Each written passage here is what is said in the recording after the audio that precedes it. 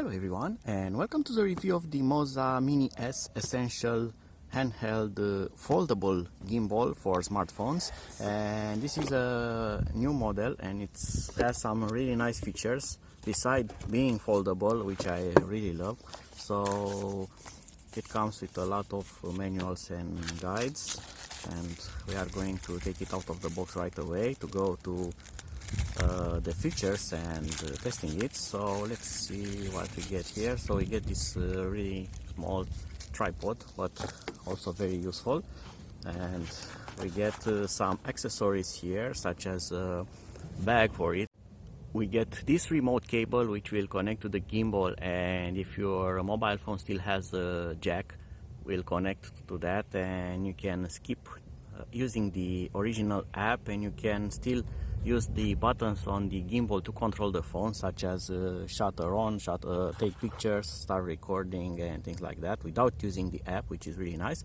And it also has the charge cable. The charge cable is USB Type-C, and it's a step forward from the micro USB that you get on most gimbals. So in the compact form it looks like this, and to unfold it, it has this locking here, and you just untwist it like that, and it's now unfolded. And it also has a locking here for the arm, so it will not wobble during transport, and you just unlock it like that, so it locks like this and unlocks like that, and it's now ready to be used. The phone clip, it's extendable and can hold really big phones, and you adjust the weight of the phone by sliding it here. There is one issue: if you are having a mobile phone with vertical camera such as this one, when you find the perfect balance for the gimbal, something like this, then the mobile phone will actually, with this camera, can film some of, if it's a wide angle, can film some of the support. So you will need to push it a bit further from the gimbal, and that will make it a bit unbalanced, and we need to check if that works. Also, there's a nice thing, as you can see, this motor here, it has a dent in it. This will permit the phone to slide over it, and you also still have access to the phone ports if you need to use something there. And let's power it on. And as simple as that, seems level, seems properly calibrated, and the weight is offset in this part, but it seems that it holds the phone really well. No overload protection there, so yeah, it works. So now let's install the app. So the interface is rather nicely laid out, and you have access to most features and settings from one single interface. You don't have to enter menus and things like that. So I just want to connect the Bluetooth. I just click on Bluetooth here, and it asks me to turn on Bluetooth. Alright, and already detected the gimbal. I'm going to select it, and as simple as that, now the Bluetooth connectivity of the gimbal is connected with the app to the phone, and I have full control over what's happening here. You have a key here to change the video resolution quickly, but not all the resolutions supported by my mobile phone are listed here, so it's just a selection of a few of them, and I would have loved to see all of them here, but at least we get some of them. That's why you get also the remote cable, as you can use that without the app, and you can use the camera app of your mobile phone to shoot in its native resolution. If you go back, you can select other features here. So you have the second menu, such as this one, and you can select video recording, taking pictures, time-lapse photography. You have motion time-lapse, and you have slow motion mode, so you can select which mode you want to use. Then you also have, beside that, you have other things such as using the flash spirit level. It shows how tilted your gimbal is. You have playback, of course, to see what you have recorded. You have an anti-shake option, which is something like turning on or off your phone stabilization if it has something like that. You have a professional mode, which allows you to change exposure compensation, white balance, to zoom in. Then you have the resolution setting and a grid. You can display a grid line, and you have asterisk type, 3x3, 3x3 and diagonal, and central, so you can choose what type of grids you want to use if you want to use. And you have this filter option, and you can set various things such as color, invert, ND, beauty, original, and stuff like that. You have an option to control the focus, such as infinity, auto, macro, continuous, and things like that. If you have a Bluetooth microphone, you can connect to that, but I don't have it. And you can also use the app to go live. Beside these normal functions, as you have seen until now, you have some really nice things, such as the motion time lapse. And this is very easy to use. You just move the gimbal in the starting position, you register that position, and then you move it to the other position that you want the gimbal to travel, and you save that other position, and then you can select another position. So you can make a transition between multiple positions, and you can record many more. And then you have options such as the shutter interval, which can go as low as 0.5 seconds, so half a second, and then the duration, which should be at least 60 seconds, so that's 1 minute. And then I'm going to launch, and this goes to the initial position, and you can see that it's now slowly moving and taking pictures, and now it's following the exact trajectory that I have set up between those points, and it will create a really nice video effect. Another really nice feature is the motion tracking or object tracking feature. So you enable by just pressing a button, and then you are going to touch the screen and are going to create a rectangle of the area that you want this to follow. So you can move it where you want it to, there for instance, and now regardless of how I move and rotate this, it will follow that, and if that object moves, it will follow it.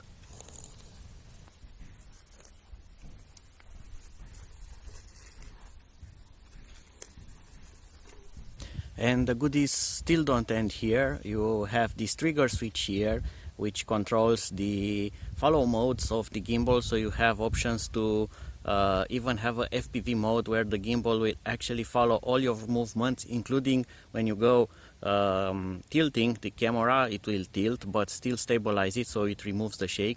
And that's really nice. For instance, while you ride a motorcycle, it will create a dynamic video while you take turns and go over bends with your motorcycle. It has the option to lock the tilt or allow tilting movement and so on, so that does a lot of stuff. And you also have some other options with these buttons, and there are plenty. Beside the regular joystick, you have this D-pad here, and each of the buttons has at least two functions. You have a short press and a long press for each of that. You also have this switch here for focus, they call it, but you can use it as a zoom option for your mobile phone.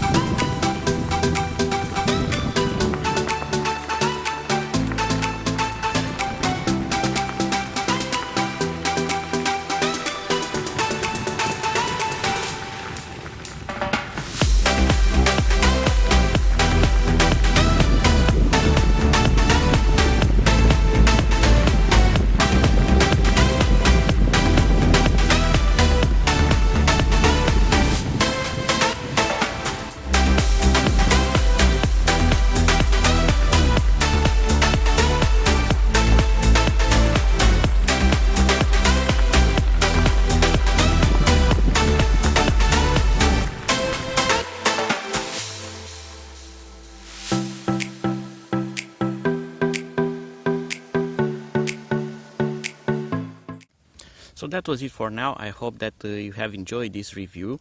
I have included those shots, and I must say they were not at full quality because the app, although works really nice, it has a very limited resolution, so my phone can record full HD 60 frames per second. I don't have that option. My phone can record 4K 30 and 60 frames per second, but it doesn't allow me to use that resolution through the app.